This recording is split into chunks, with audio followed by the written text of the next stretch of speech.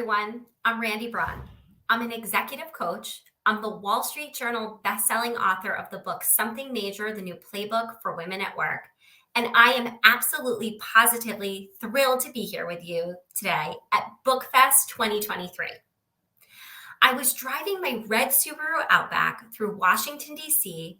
on a warm, sunny June day when I made a critical mistake that smart, successful people do everywhere and every day.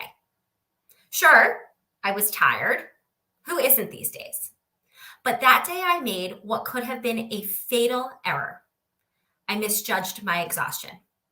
My body had been sending me signals for weeks, but my mind was telling me its own story. You've got this. It's busy. You'll catch up. You'll get through. Every single day, my mind was winning the war over my body. That was until that warm and sunny June day when I fell asleep driving my car in broad daylight. I crossed not one, not two, not three, not four, not even five, but 6 lanes of traffic, including a highway on-ramp, before I came to a screeching halt inches away from a pedestrian. I was hysterical. I was ashamed. For God's sake, I do leadership work for a living. I talk about well-being. I was so ashamed. But even more than that, I was entrenched in one of the self-care myths that I have observed over time that the highest performers tell ourselves that keep us captive to our exhaustion instead of focused on reclaiming our well-being and our self-care. That's why today here at BookFest, I'm going to walk you through what these self-care myths are so that you can figure out your kryptonite and start living your life better. We're also going to talk about the self-care truths that you need to know so that you can reimagine well-being. In my book, Something Major, the New Playbook for Women at Work, I talk about 5 self-care myths that I find women really get trapped inside of. But we're not the only ones. And so of those 5, I'm going to talk about a few today that transcend any barriers around gender that really impact us all. And there's 3 of them I'm going to walk you through today. The first is what I call the myth of indulgence. And it sounds like this when people come to me in my coaching practice. You know, self-care is really important, but it's just such a luxury. I'll have to save it for my vacation or when I can play a round of golf or go to a spa on the weekend. It's just a luxury I don't have time for every single day. The myth of indulgence. The second is the myth of what I call I should be grateful. And it sounds like this.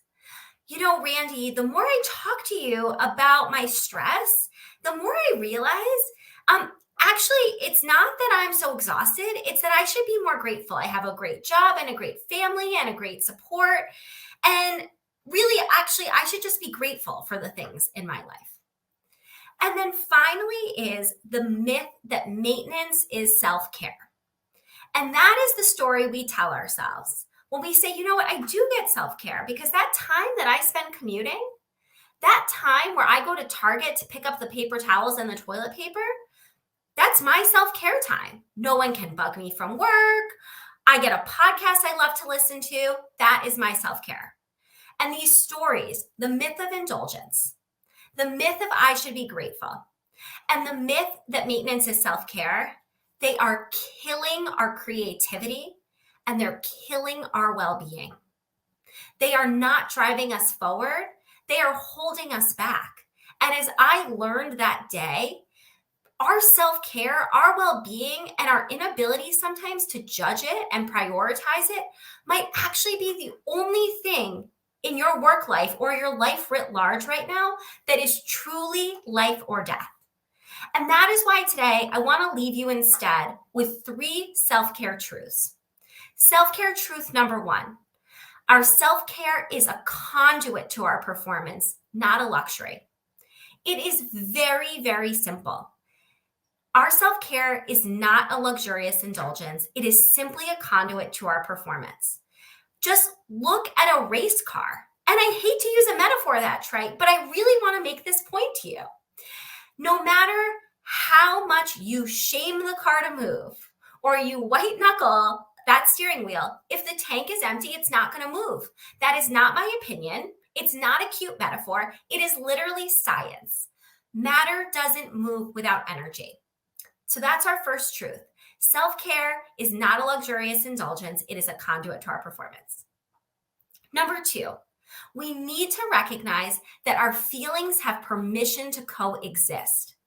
So oftentimes when we get stuck in that myth that we should be grateful, we start to weaponize our own gratitude and bully ourselves with it. I want you to remember you have permission to let all your feelings coexist. You can be stressed and blessed. And let me tell you something, as I'm sitting here talking to you today, a mom of 2 young kids on a book tour with a spouse that also works full time, I live inside this truth every single day, and I hope you'll join me in here. You can be stressed and blessed because your feelings have permission to coexist. So do not get yourself trapped in that myth of, well, I should be grateful. And if I'm not grateful, then I don't have room for anything else. And then lastly, we must remember that maintenance is not self-care. That is our third truth. So I gave you the example of running to Target. Listen, I, again, totally understand that in a world where we're more connected than ever before, sometimes the ability to just do something by ourselves feels really, really restorative. But running errands, running carpool, running to your commute, these are the most basic functions of life maintenance. And if you can find a way to do them in a way that makes you happy, have at it. I celebrate that for you. But do not mistake that for self-care, because self-care is not just maintenance. Self-care is the act of doing something for the sake of flourishing, for the sake of being a better version of ourselves. And the example I'll give you is, I mentioned I'm from Washington, D.C. I don't know about you all, but we get these 100-degree days here in the summer.